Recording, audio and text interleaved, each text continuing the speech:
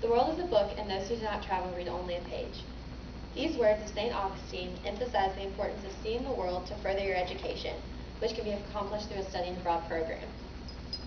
I'm in the midst of planning my study abroad for the summer of 2013, so I can speak from experience when saying that choosing a study abroad program can seem like a daunting task.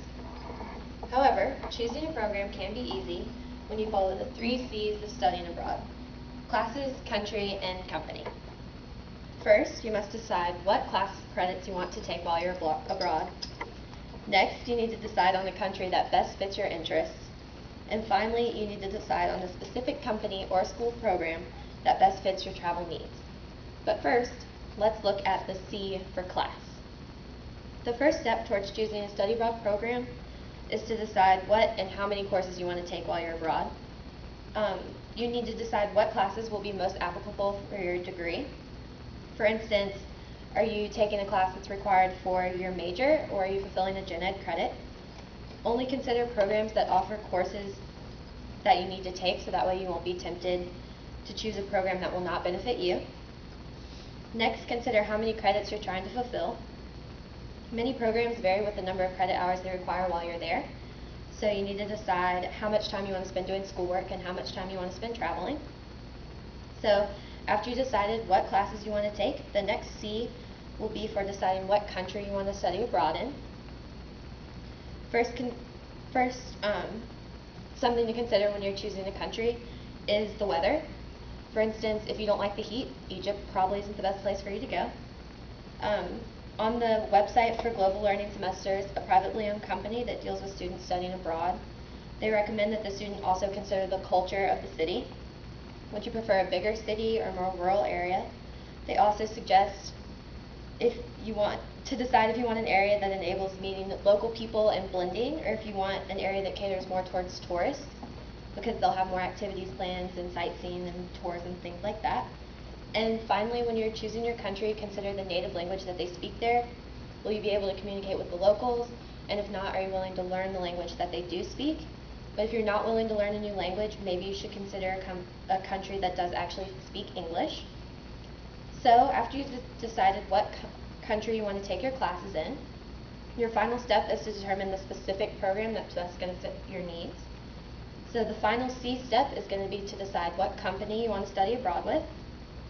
VistaWide, which is an online website dedicated to helping learners, or language learners, recommends that you first check with the college that you're currently enrolled with to see if they offer a program that's going to coincide with where you want to go, because that will be the easiest way to transfer your credits, because it's already guaranteed to transfer with your school. So if your school doesn't offer a program that you're actually looking for, don't worry, there are many privately owned companies that you can study abroad with. For instance, some include Global Learning Semesters, AIFS, and countless others. When you're choosing a private company, you're going to have to do a little research though. So first, I would recommend requesting catalogs like these. They can let you know the classes that the company offers and what countries they'll take you to. And so you can just see the full list of programs and look through the pages.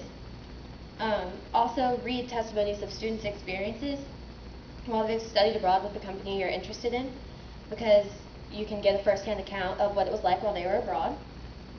Also, ask questions about residential options with each company.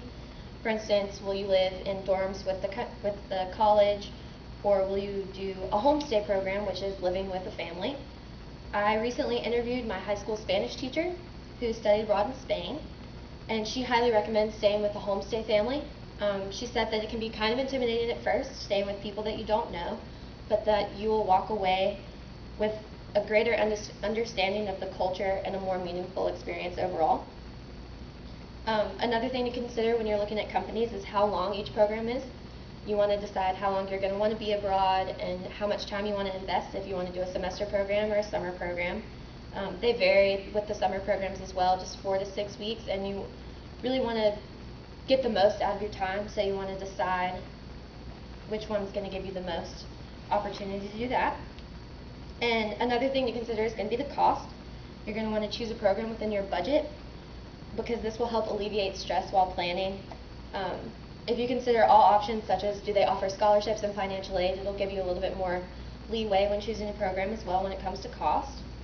But most importantly, you really need to decide if the company you're looking at will allow the credits to transfer back to your college. Ask your academic advisor before committing to a program to make sure that the credits will transfer, because if they don't, then all that time you spend abroad really won't count towards anything. So that's definitely really important.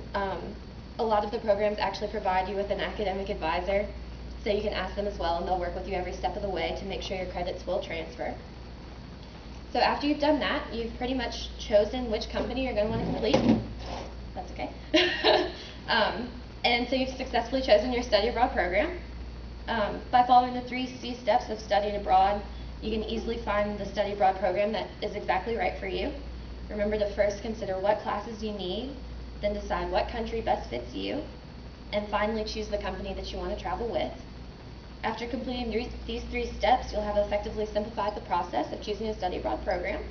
So I want to encourage you all to not let the seemingly difficult task of choosing a study abroad program deter you from studying abroad.